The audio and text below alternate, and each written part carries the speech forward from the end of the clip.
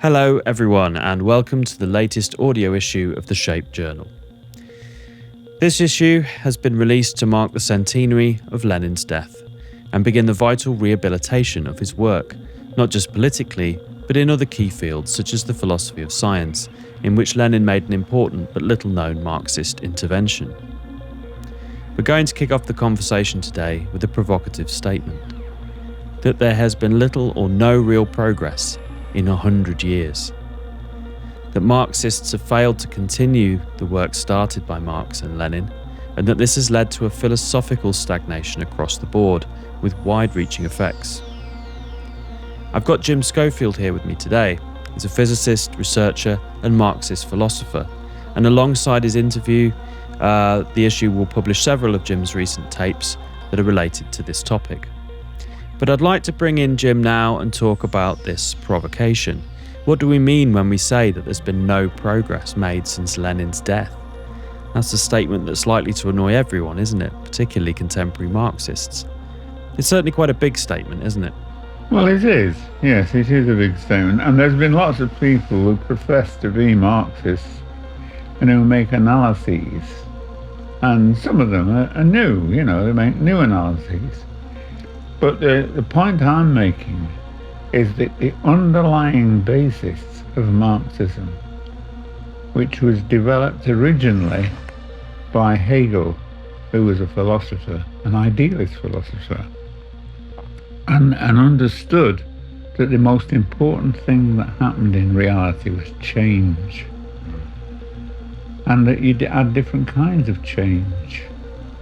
And Hegel talked at length about these different kinds of change and how you had to deal with them to get reality as it really is.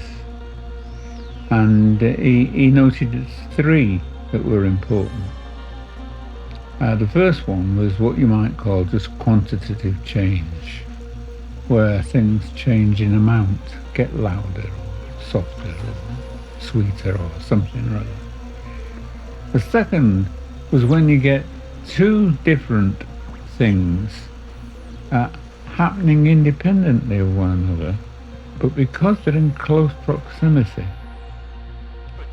they can affect one another, and they will cause things to happen that you could not predict from the individual components. That was the second kind of change. And then thirdly, and most importantly, Hegel said that you can get changes that are actually lots of things happening. One thing causing another, causing another, causing another, and in related areas that are there at the same time.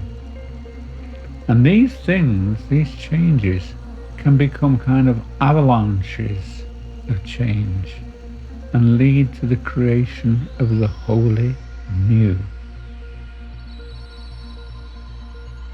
Now, they're pretty important, and even though it was 200 years ago that Hegel came up with these things, they're not generally addressed properly.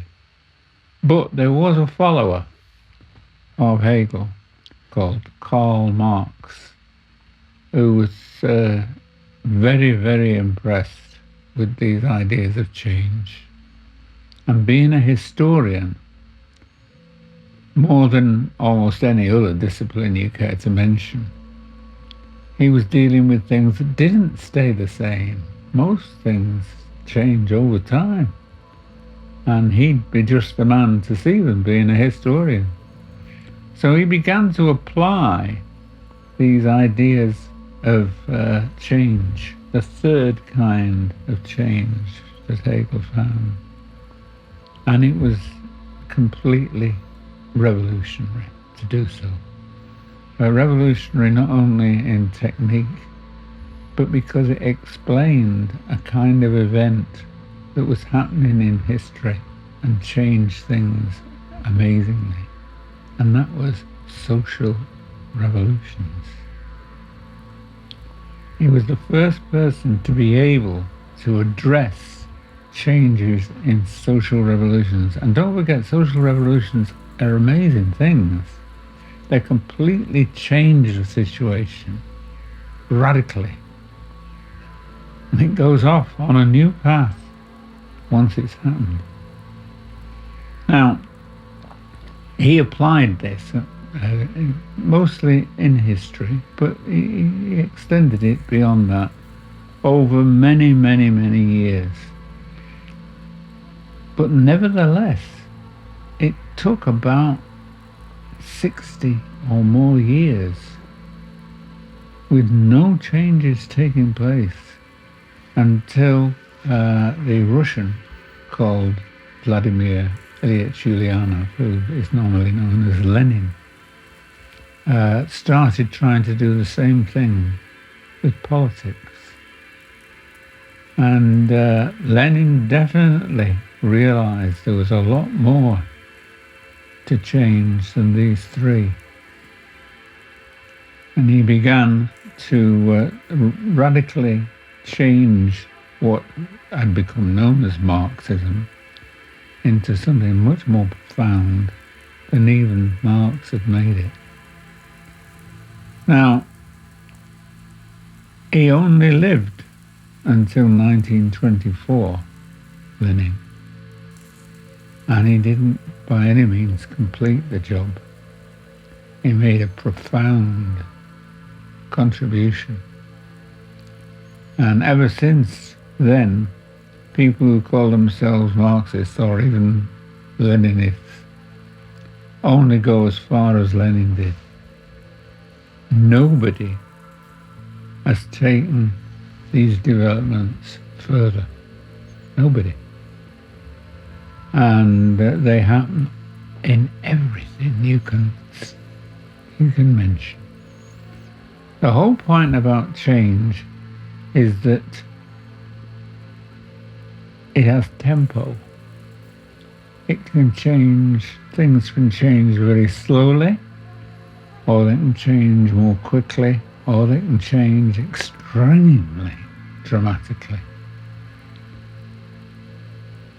And the normal way we look at reality is that we assume it's fixed. Our first assumption when we investigate something in reality is that we discover some sort of law. And we assume that that law never changes. We've extracted it from data in reality, and we can apply it lots and lots of times, and it will always give us the right answers, even in different situations. And that isn't true. And that's what Lenin found. Lenin was able to show that though that third type was understood in the case of social revolution quite well, it certainly wasn't understood as a general method of dealing with changes over time. And that's the contribution that he tried to bring in to Marxism. And I guess that's why as well, it's not just a political stagnation that we're talking about when we're saying that there hasn't been much progress over the centuries since Lenin died. We're also saying that because that philosophical project wasn't completed, that it's affected other disciplines as well, including science, where we're not seeing that kind of nuanced understanding of change and the complexity of systems under change, which kind of needs really a new Marxism or a development of those original ideas, which we're saying stopped with Lenin's death, essentially. That's absolutely true. And believe it or not, my training is as a physicist. I'm supposed to be a physicist. But what I've found, even in such a hard science as physics, which you'd think it'd be one where you found a law and it was there forever. No, not true. Not true at all. All laws in all areas of reality, all laws change, but they change at different tempos. Some change so slowly that they look as though they're permanent and fixed, but they never are. And also, not only do you get at different tempos, but you get changes in tempo. You can get something that's changing very, very, very slowly, and it gets a bit quicker and a bit quicker. And in fact, what a revolution, as a general thing and not just a social thing, what a revolution is when changes that were imperceptible become dramatic and completely, vitally important in explaining what's going on. And that's why we see revolution as an emergent event, essentially, where things that were hidden or changing slowly in the background suddenly crystallize and something radical happens. That's right. And we've kind of looked at that before with things like emergence theory, which I do think in publishing that kind of work, we are trying to push Marxism out of this cul-de-sac that it's in. Yeah, I mean, what do we think needs to happen next in order to try and pick up where Lenin left off and try and sort of reinvigorate this theory? And why is it so important, do you think, to do that now in 2023, 100 years later? Well, that's a very, very big question, if I may say so. Well, yes. I'm here to ask the big ones. Because though I'm a trained physicist, I have spent most of my life in politics. And of course, we only have to look around us at the world today to see that things that seemed fairly constant have now become rapidly changing. All around us, things are changing at much increased rates. And not just to do with science, and not just to do with history, to do with everything, really. All sorts of things changing. And that means that if we want to seriously study this properly, as it should be studied and applied to all sorts of disciplines, we don't have to limit it, as did Karl Marx and Vladimir Ilyich, to politics alone. That would be a mistake. Basically, we need a general science of change. That's right. To come in. That's exactly, you're quite right. You need to study change as it occurs in everything, at various rates, and you've got to know the answer to the question: why does it change?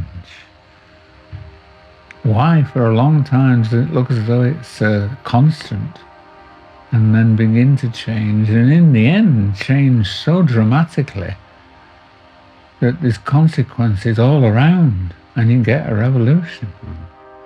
And they never predict when that's going to happen. I think a big part of that is because of a reductionist and quantitative approach to trying to measure things over time. They're not no one's really trying to understand how the qualities of things change over time, particularly You're quite right. Particularly extraordinarily complex systems like we're talking about here. I mean, we try and understand how a system works by breaking it down into little bits and processes, whereas actually things happen at the system level, don't they, which aren't acknowledged.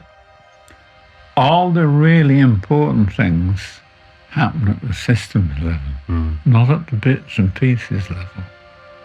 Never at the bits and pieces level. That's a difficult thing to measure, isn't it, for a traditional scientist? We wouldn't even know what to measure and what to look out for. No. It means that you've got to try and take reality and see it as something that changes, but it can change at various rates depending on what's influencing it.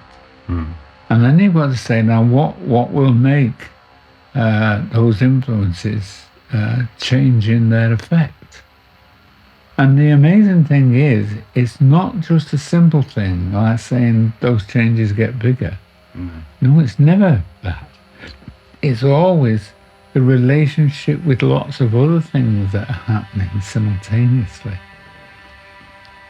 And when you've got other things happening simultaneously that to begin with don't seem to affect one another at all, but then begin to, when you get a big change, it's never caused by one other thing changing. It's caused by a nexus of things changing. That's what does it.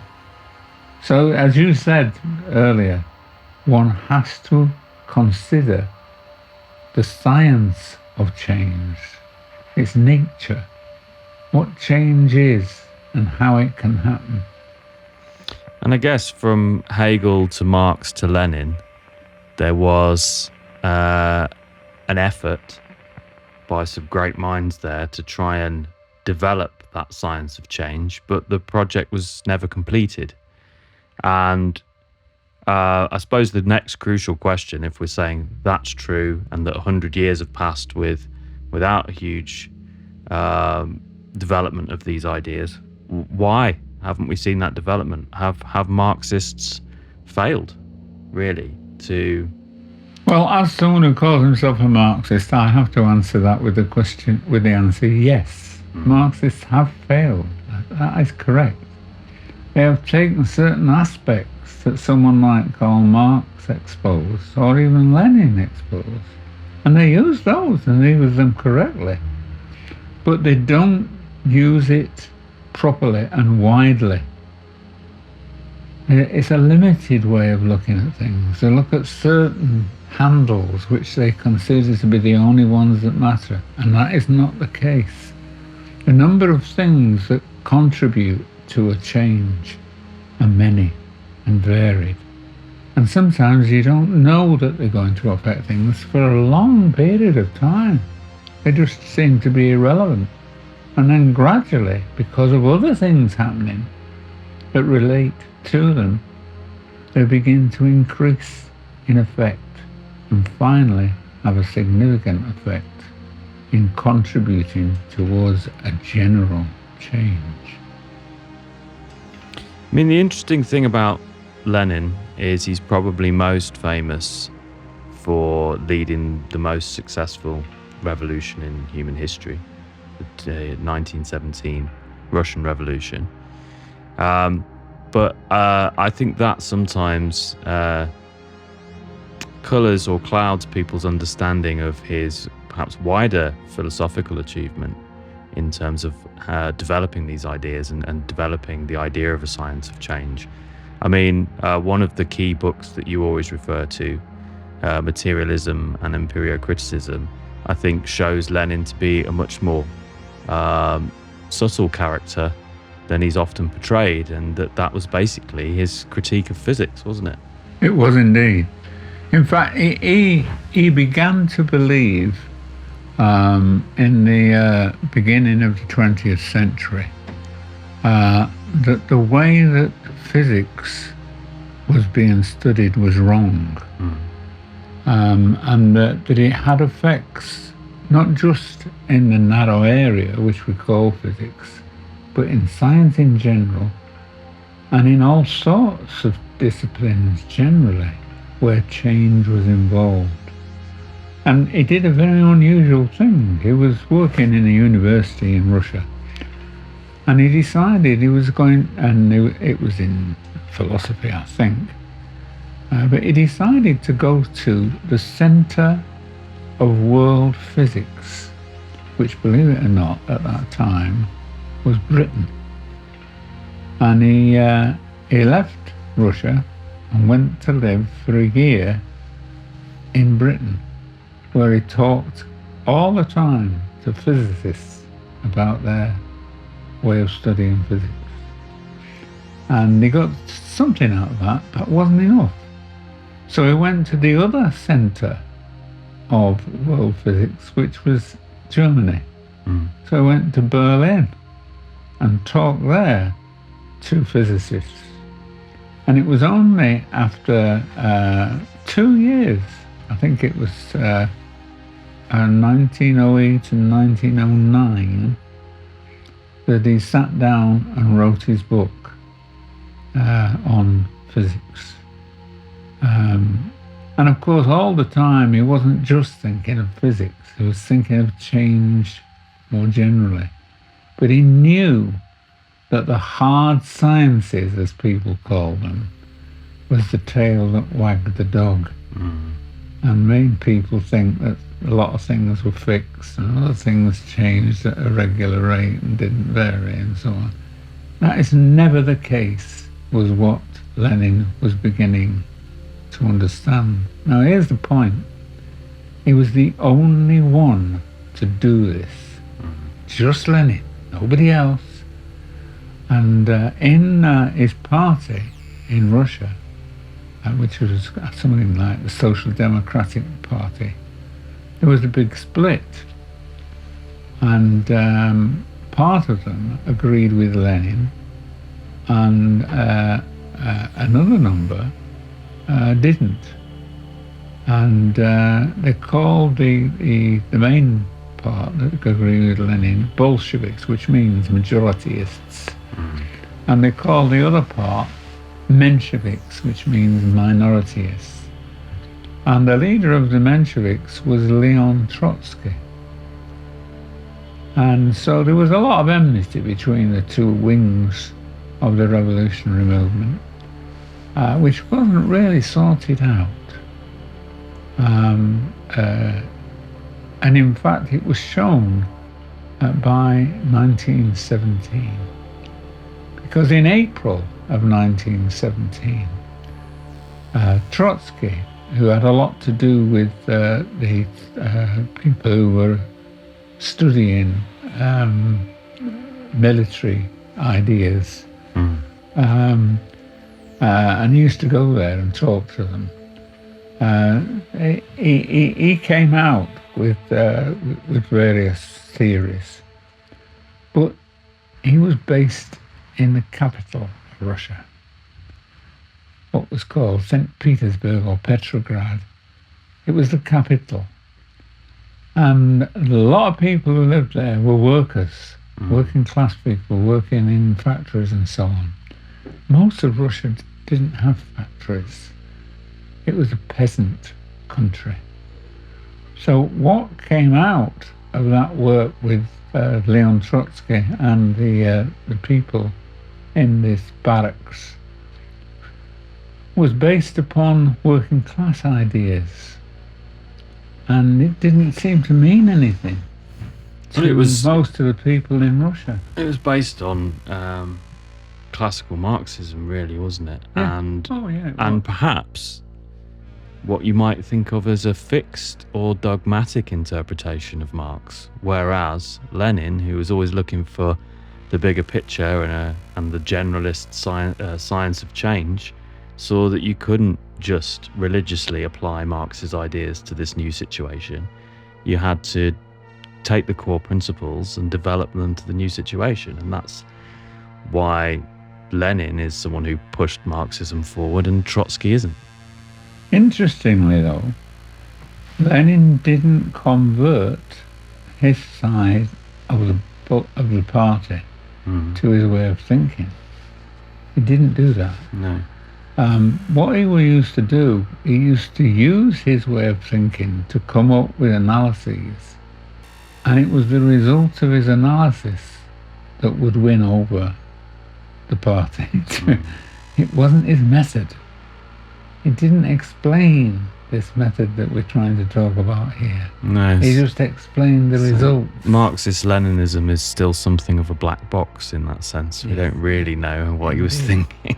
So he didn't manage to convert them, and many times the rest of the Central Committee would think one thing, and Lenin would have an entirely different view, and he'd have to then fight to change their position to what he thought was right, and generally he did, because his way of thinking was much more about reality than their way of thinking. I think you can tell just from what he did that he was in the background, even if it wasn't articulated as clearly as we'd have liked, a general science of change. I mean, for someone to go all the way back to physics Yes. And Well, then, that's courageous.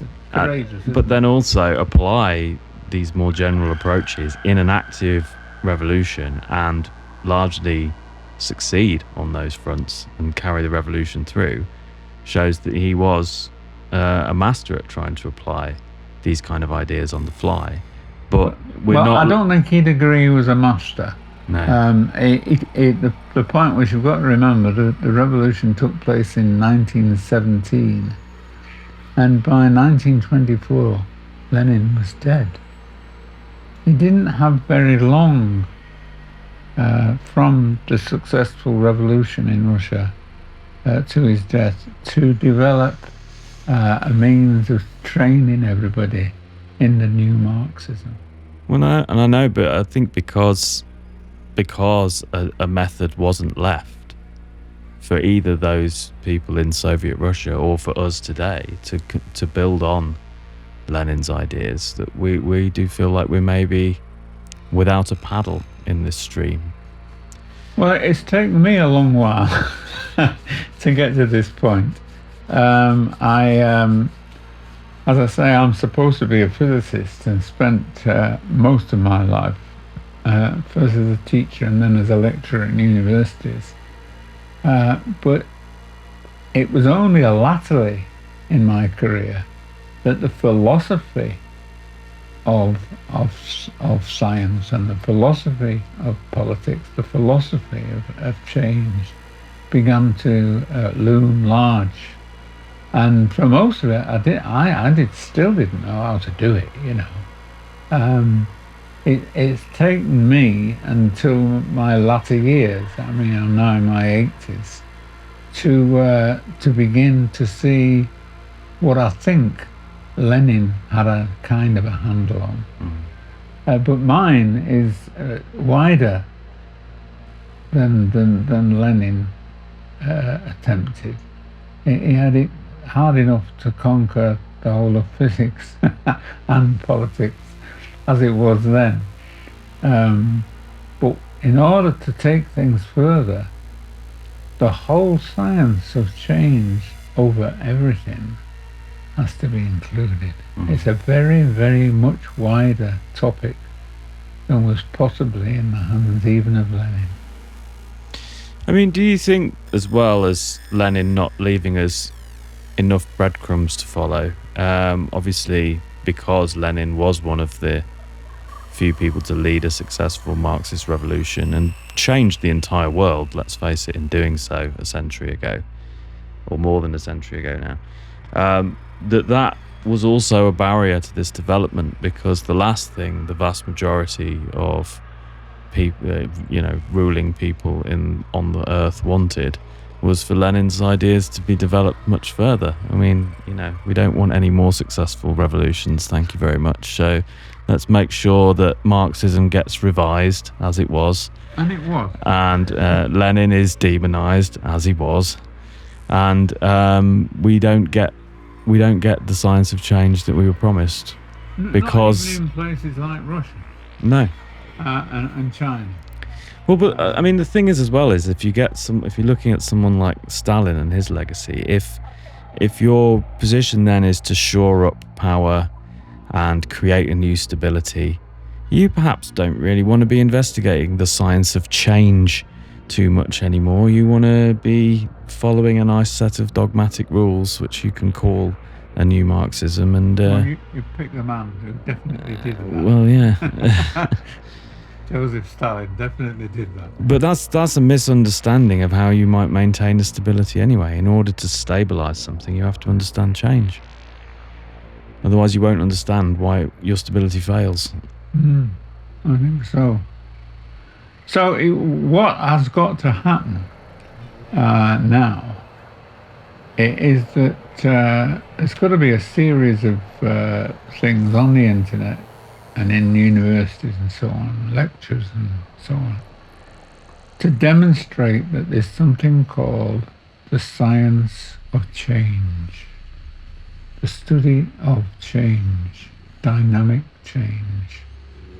And a lot of work has got to be done in that area.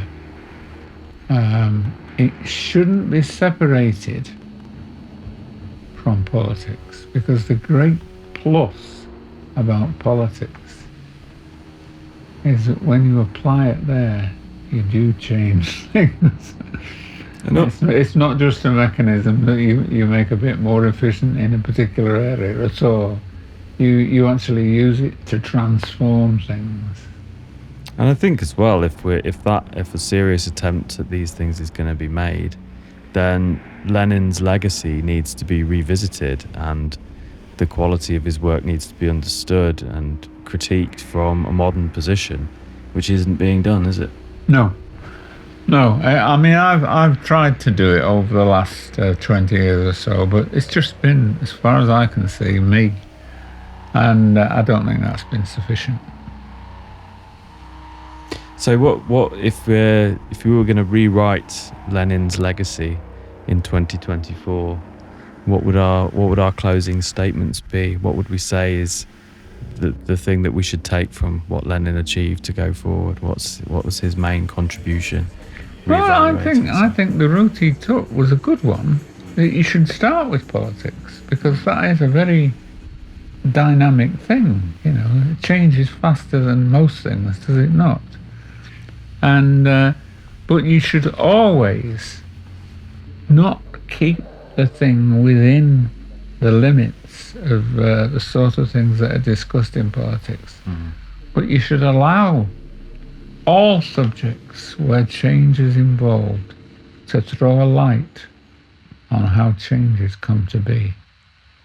In other words, it's got to be not just a political thing, but a general study, how change occurs in everything.